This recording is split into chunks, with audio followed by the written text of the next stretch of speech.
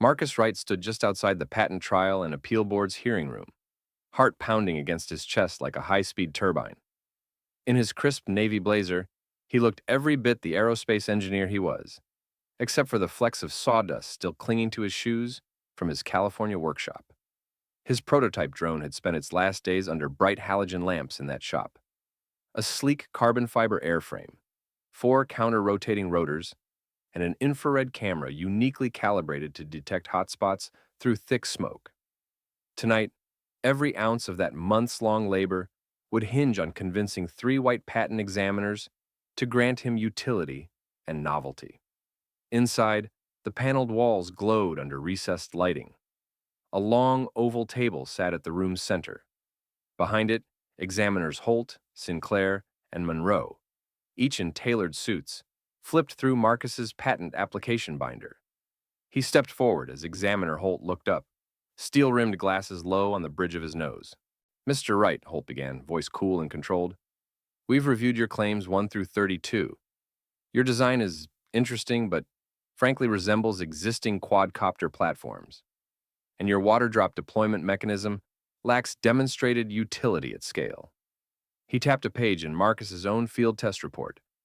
A single drone trial dousing a 2-acre brush fire with only 10% accuracy.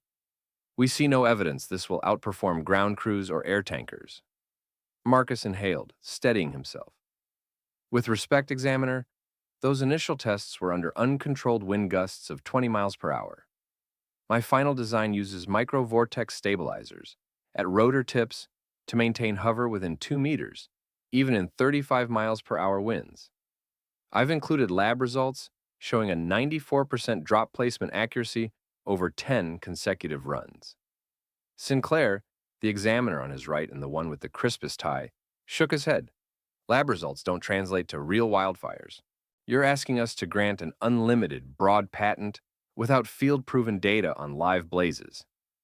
That's premature." He exchanged a glance with Monroe, whose thin lips pressed into a disapproving line. Monroe set down his pen. "Furthermore, the utility requirement demands a substantial and practical benefit. Firefighting is a public service, Mr. Wright, not a commercial application. Our office guidelines prioritize patents that drive industry, not volunteer firefighter tech, especially untested at the scale of California's mega blazes." Marcus's throat tightened. He had come prepared with letters from 3 volunteer fire chiefs, white veterans of countless campaigns against the rimfire, swearing his drone's infrared targeting had located survivors behind flames. He cleared his throat. "Fire behavior models predict that targeted micro-drops can suppress ember showers before crown fires establish. My simulations show we can cut containment times by 40%. Holt held up his hand. "We're not convinced. The DC Circuit's in re behold decision requires clear, practical utility evidence. Your speculative projections won't satisfy us." He closed Marcus's binder. "We're rejecting all claims under 35 U.S.C. Section 101 and Section 103.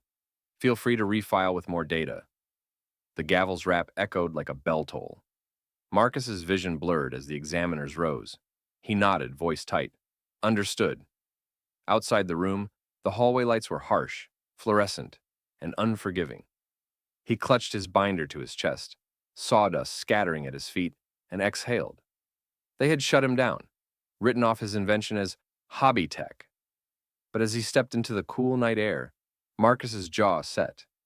If they wanted proof of utility, he would give them something far more convincing than lab reports. He would bring his drone to the real front lines of the wildfire season and force them to take notice. Less than 24 hours after his patent rejection, Marcus Wright was jolted awake by the urgent ring of his cell phone. A late-season thunderstorm had leapt over the high Sierras, and lightning had ignited a tinder-dry ridge 15 miles north of his workshop.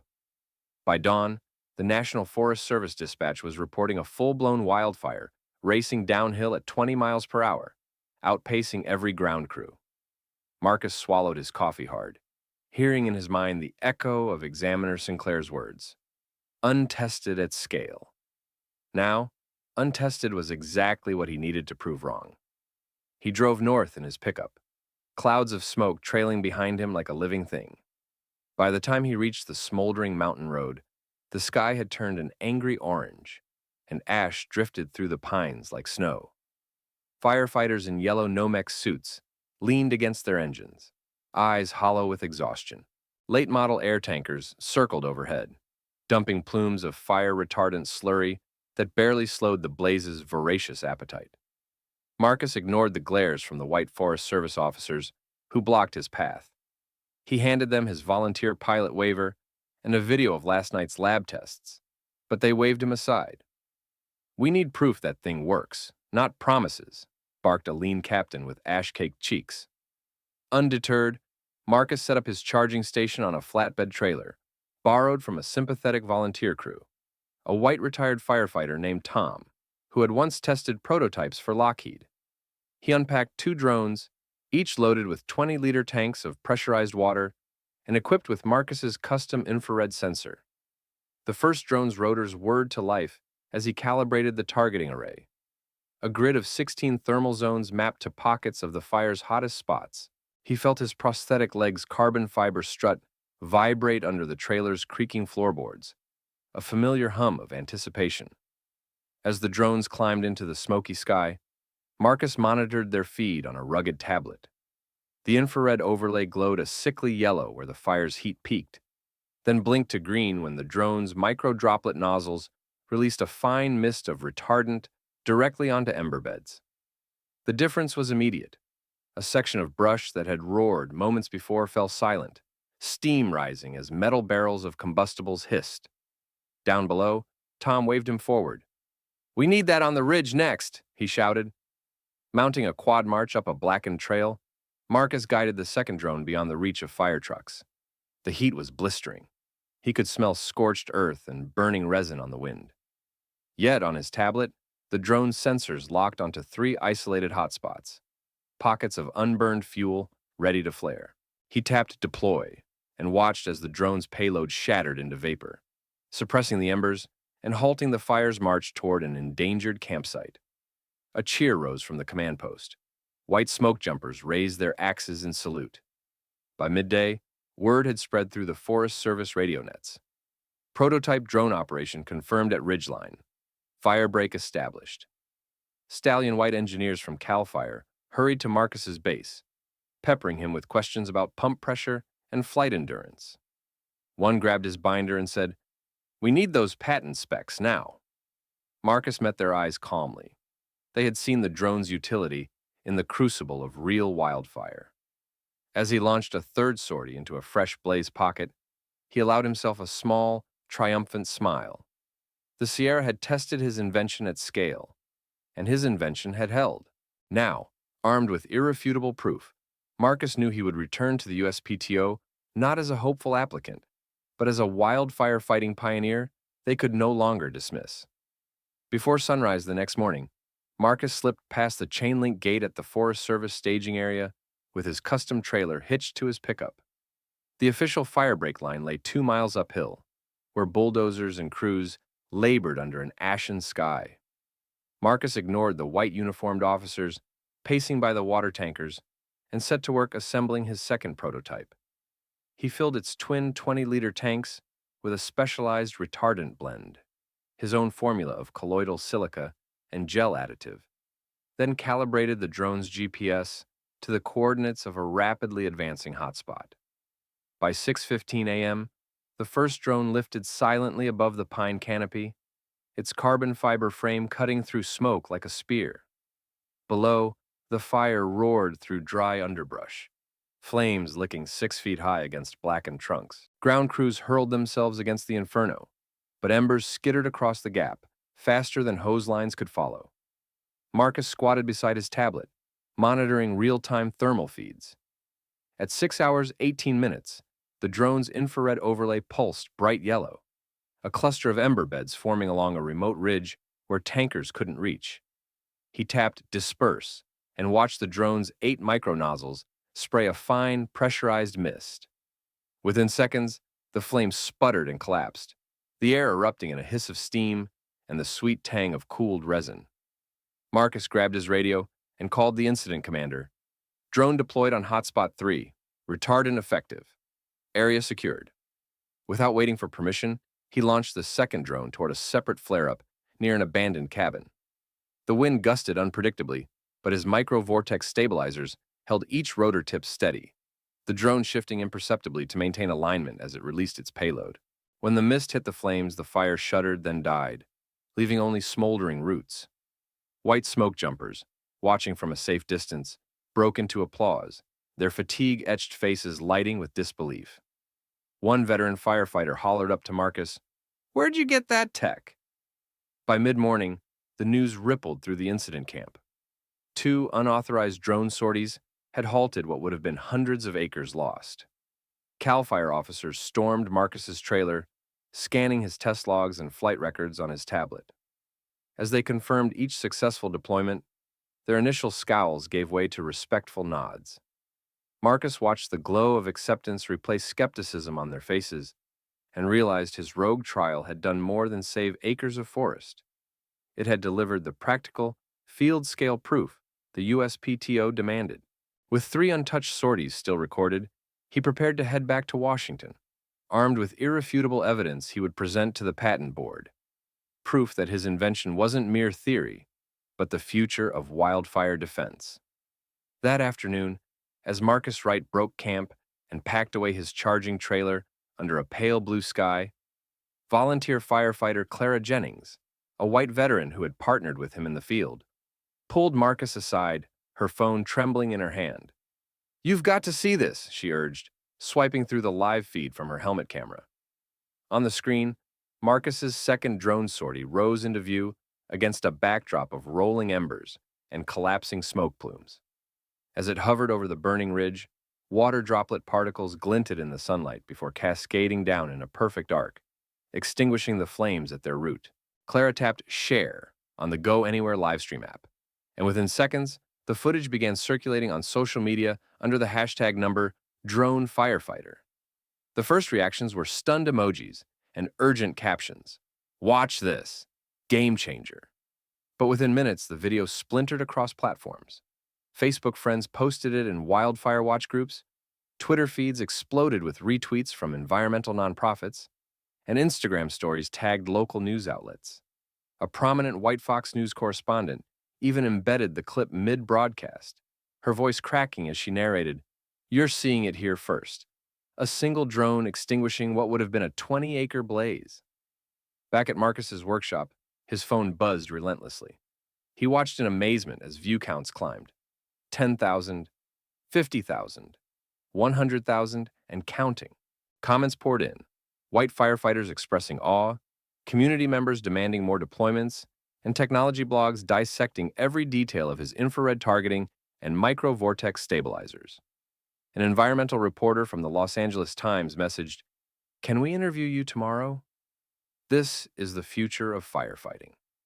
Meanwhile, the very patent examiners who dismissed Marcus's design found themselves cornered by public outrage. Examiner Sinclair's office began receiving floodwall emails, demanding an explanation. Examiner Holt, white and rigid, was caught on an anonymous activist podcast defending the rejection, only to be ridiculed when listeners learned the same prototype had saved lives on camera. Under the weight of viral scrutiny, the USPTO's central office instructed the Wildfire Division to place a high-priority hold on Marcus's appeal, flagging it for immediate senior-level review. Within 24 hours, Marcus was fielding invitations to speak at the California Governor's Emergency Response Summit, an event traditionally dominated by white policy wonks and fire service chiefs. The governor's press secretary, white and impeccably coiffed, called him the hero of the 2025 Sierra season. When Marcus stepped to the podium beneath a banner reading "Innovation in Wildfire Management," cameras rolled from every angle. He recounted the rogue field trials, displayed the real-time analytics of containment time reduction, and concluded with a call to action. Let's empower every community with this technology. No more waiting for permission when lives and homes are at stake. By that evening, the viral rescue video had racked up over 2 million views, sparked countless opinion editorials, and compelled the USPTO to schedule an emergency, evidence-only hearing. Marcus realized that, in the crucible of the wildfire, He had done more than prove his drone's utility. He had ignited a movement. From the smoldering ridges of the Sierra to the marble halls of the patent office, his invention could no longer be dismissed, and the world was watching. By the end of the day, the Patent and Trademark Office's quiet corridors had been transformed into a war room. In Examiner Holt's corner office, the whiteboards, once covered in mundane bar chart statistics, were now scrawled with frantic red annotations. 1.2 million views, 500% appeal spike, media blowback. Holt sat at his desk, shoulders slumped, as his computer pinged nonstop with emails. Every major tech blog demanding an explanation, every engineering professor forwarding the viral drone video, every investor group threatening FOIA requests. He tapped out an urgent memo to Commissioner Douglas.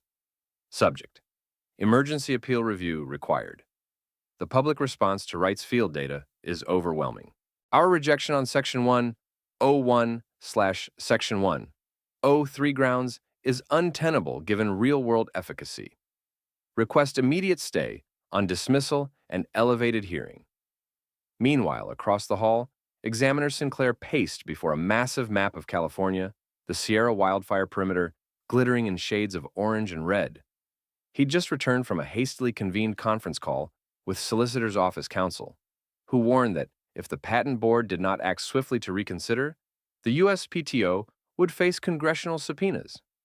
Sinclair ran a hand through his hair as he drafted a revised examiner's report, this time citing Marcus's calibrated performance data, precise drop placement figures, containment time reductions, witness affidavits from white CAL FIRE captains, all appended in bold as incontrovertible exhibits. In the commissioner's suite, Commissioner Douglas convened an emergency tele-town hall. Senior deputy commissioners in crisp suits dialed in from regional offices. One by one, they reviewed the evidence packets, high-resolution infrared stills that showed ember beds suppressed at a 94% success rate, line graphs of fuel break effectiveness over 20 test runs, video testimonials from white-shirted Forest Service chiefs. The mood was grim. "We can't ignore the court of public opinion," Douglas admitted, tapping his pen against the hearing room calendar. "Schedule the Board of Patent Appeals for next Tuesday.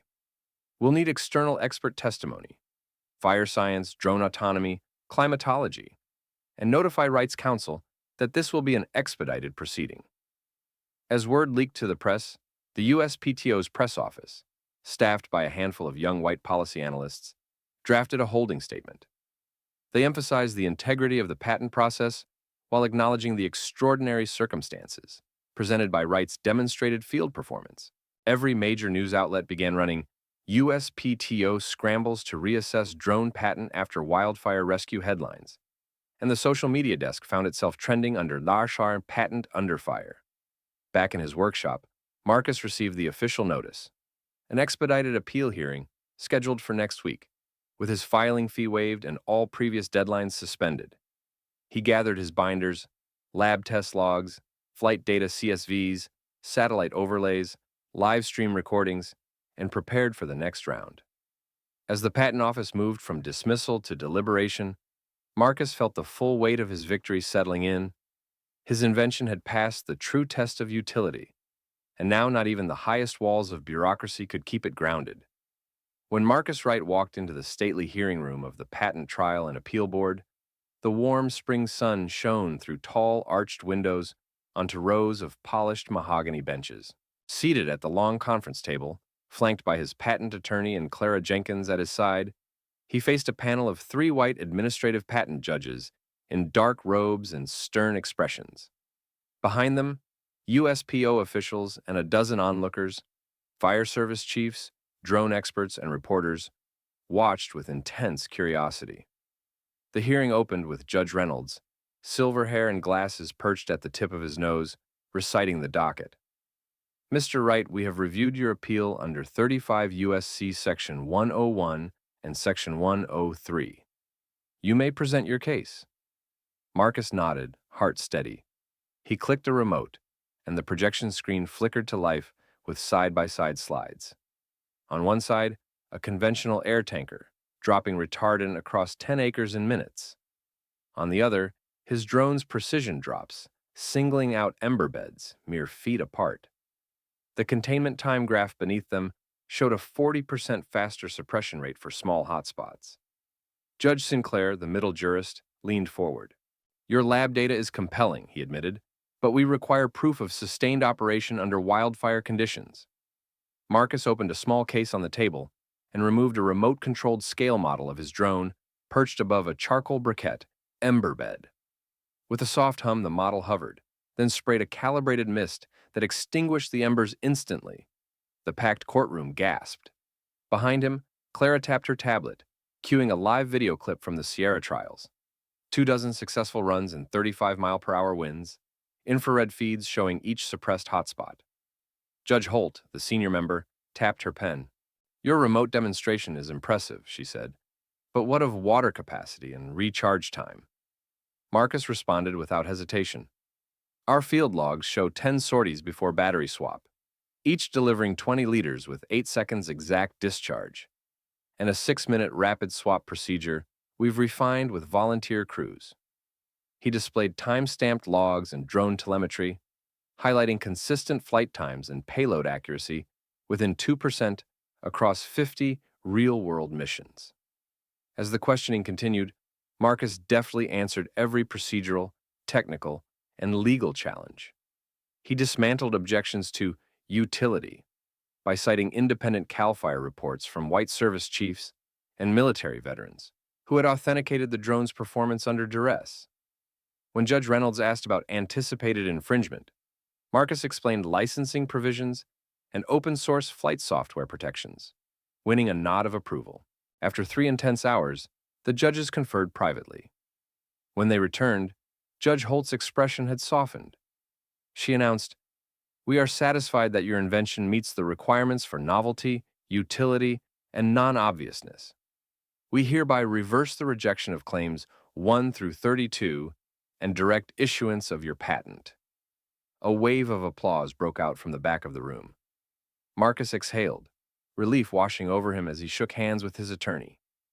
Outside, the wildfire fighting pioneer had not only proven his drone's capability, he had rewritten the rules of innovation itself. 2 days after the hearing, Marcus Wright sat at his workbench beneath the bright LED lamps, surrounded by black carbon fiber rotor blades, spare circuit boards, and rows of test tube retardant mixtures. His phone buzzed insistently on the metal shelf. When he saw the USPTO notice of patent grant pop up, his chest tightened.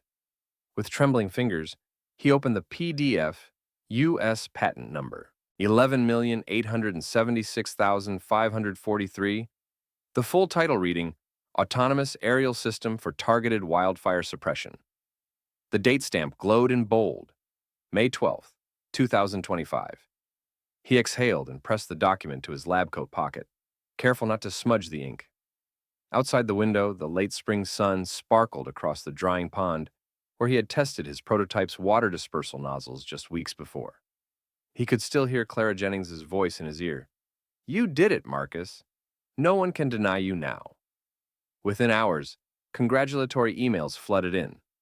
Fire service chiefs praising the new tool, drone manufacturing partners offering production lines, even a white-shaded liaison from the Department of the Interior inquiring about deployment to national parks. That afternoon, the U.S. Forest Service formally awarded Marcus a 5-year multi-million-dollar contract to deploy his drones across high-risk regions in California, Oregon, and Washington. White and minority firefighting veterans gathered via video call to applaud the decision. "This is the future of containment," one exclaimed, tears in his voice. A week later, at a ceremony under a banner reading, "Innovators in Wildfire Management," Marcus stood before a crowd of white agency heads, legislators, and fellow engineers. The Secretary of Agriculture, a white man in a crisp suit, pinned a ceremonial medallion onto Marcus's lab coat. "Your invention will save lives, homes, and ecosystems," he declared. "Today, we not only recognize your patent, but the dawn of a new era in wildfire defense." Applause thundered as drones hovered overhead in synchronized formation, their rotors silent until Marcus sent the launch command, releasing a coordinated wave of mist across the demonstration area. That evening in his workshop, Marcus unpacked fresh parts for the next generation of drones: lighter airframes, extended range batteries, and modular sensor arrays. He reflected on the journey, from the panel of skeptical white examiners dismissing his hobby tech, to this moment where his once rejected design would protect thousands of acres. He tapped the patent document on his workbench, a tangible proof that utility and innovation could break through bias. As he calibrated the first new prototype, Marcus allowed himself a small smile. The Sierra Ridges would blaze each summer as they always had. But now, armed with his patented drones, firefighters would have a precision tool no bureaucracy could deny. In the glow of his workshop, rotor blades spinning in readiness, Marcus knew the world had shifted. When you prove your invention by saving lives, even the strongest barriers of doubt cannot hold you back.